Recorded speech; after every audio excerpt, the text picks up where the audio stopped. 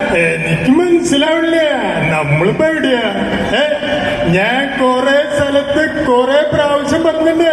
അതെ, നിങ്ങള് കിഡ്നി കൊടുക്കണമെന്നൊന്നും ഞാൻ പറയില്ല, പക്ഷെ ചട്നിയെങ്കിലും കൊടുത്തോളൂട്ടോ. അല്ലാണ്ട് വെറുതെ ഓരോ പ്രശ്നങ്ങൾ ഉണ്ടാക്കിയിട്ട് നമ്മളൊക്കെ ഹോസ്പിറ്റലിൽ കിടക്കുമ്പില്ലേ, ഇങ്ങനെ കിടക്കും. എങ്ങനെ ICU അങ്ങനെ എഴുതി വെച്ചിട്ടുണ്ടാവും അവിടെ. അപ്പൊ അവിടെ എന്നിട്ട് നോക്കുമ്പോ ICU എന്താ? ഞാൻ നിന്നെ കാണുന്നു. ആരനെ?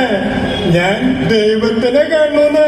അപ്പോ നമുക്കെല്ലാവർക്കും സ്നേഹത്തോടെ ഐശ്വര്യമായ ഒരു കേരളം കെട്ടിപ്പടുക്കാം. അപ്പൊ ഞാൻ കൂടുതൽ പറയുന്നില്ല. അപ്പൊ ഓക്കെ, താങ്ക് യു.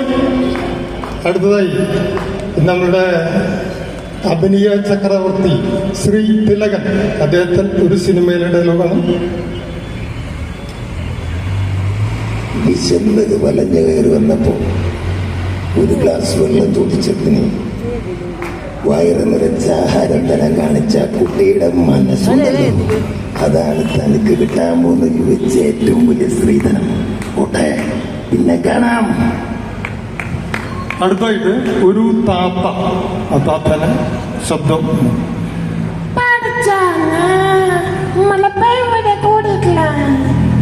മണിച്ചേട്ടന്റെ അനുസ്മരണം കാര്യങ്ങളൊക്കെ കേട്ടോ. എന്തായാലും സ്റ്റേജിൽ ഇങ്ങനെത്താകാൻ പറ്റില്ല മനുഷ്യനെന്നറിയാ. പിന്നെ ഇപ്പോഴും ആളങ്ങനെ കിടന്ന് തള്ളങ്ങി നിൽക്കണ. നമുക്ക് എല്ലാവർക്കും അതുപോലത്തൊരാളാവണട്ടോ. നമുക്ക് കലയെ സ്നേഹിക്കട്ടെ. ഞാൻ കൂടുതൽ പറഞ്ഞിട്ട് ബുദ്ധിമുട്ടിക്കില്ല. പോണ്ടേ, പിന്നെ കാണാട്ടോ. അടുത്തായി ശ്രീ നമ്മുടെ ഇരിങ്ങാലക്കുടക്കാരൻ ശ്രീ ഇന്നസെന്റ് ആണല്ലോ.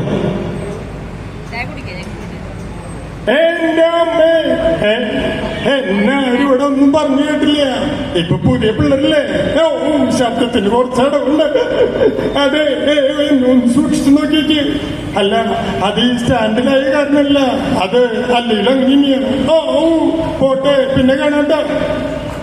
ഒരു ചെറിയ കുട്ടി ഒരു പാട്ട് പാടുന്നു. ഒരു ചെറിയ കുട്ടി ഒരു പാട്ട് പാടുന്നു.